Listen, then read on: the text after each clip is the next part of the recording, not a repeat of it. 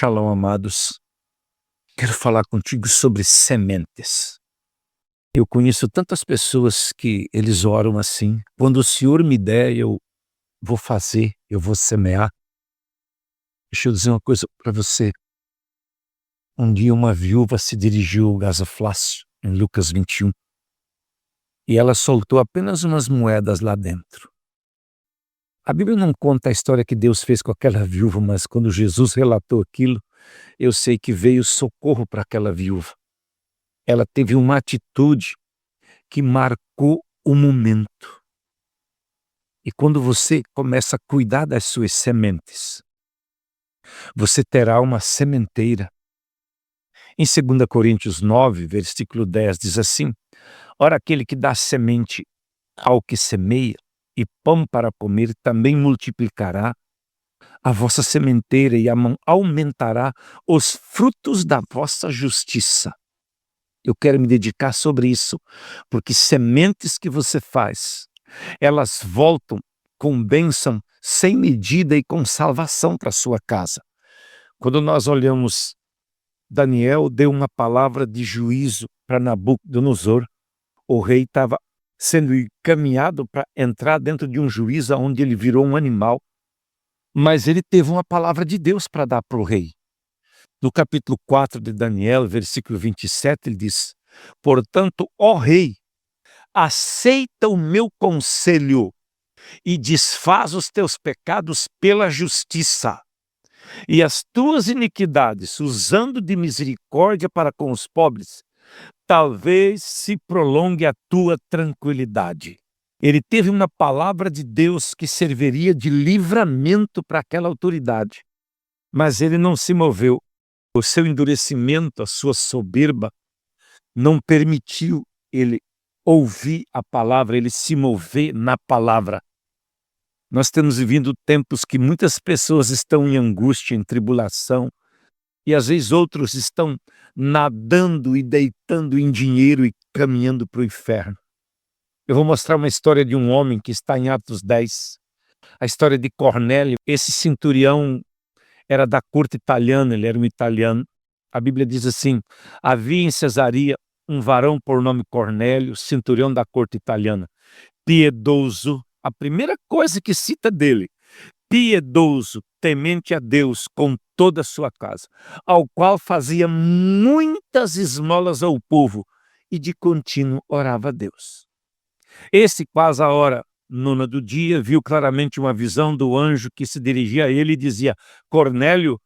Esse, fixando os olhos nele, muito atemorizado, disse: que é, Senhor? E o anjo disse: as tuas orações e as tuas esmolas têm subido perante a memória diante de Deus, ou subido para a memória diante de Deus. Se você for ver Malaquias, que é um livro de oferta, de sacrifício, de dízimos, lá em Malaquias 3,16 diz que há um memorial diante de Deus sobre o seu comportamento, sobre as suas atitudes. Ele estava buscando a vontade de Deus, ele estava lutando, ele estava semeando no reino, cuidando pessoas.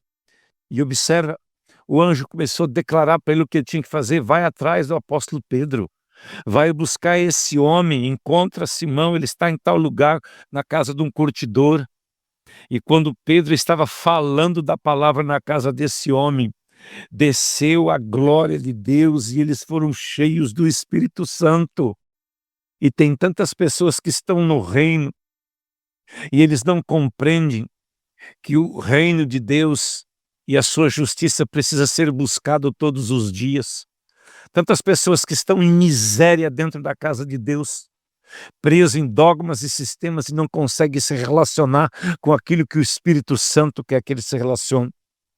Lá em Tiago, capítulo 1, versículo 26, diz: se alguém entre vós cuida ser religioso, não refreia sua língua, antes engana seu coração, a religião desse é vã.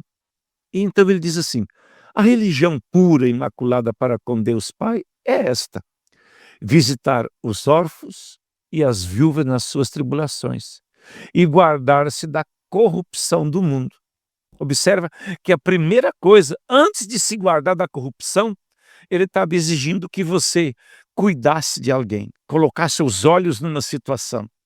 Tantas pessoas que eles estão vivendo miséria, dependem de outros, se tornam sanguessuga porque eles não sabem repartir aquilo que chega na mão deles. Sempre quando Deus te dá, você pode repartir. Nos tempos das histórias de Israel, tinha muitas viúvas. E Israel um tempo teve tão ruim diante de Deus, que Deus levou Elias para Edom, para abençoar uma viúva lá de Edom. E a primeira coisa que Elias fez, ele pediu um pão e água, um bolo e água. A viúva fez para ele. E quando a viúva fez, ele falou assim, não vai faltar azeite e não vai faltar farinha. Por quê? Porque ela tinha suprido uma necessidade. E quando nós cumprimos esse propósito e compreendemos esse propósito, começamos a aprender a ser socorridos por Deus, guardados por Deus, ministrados por Deus.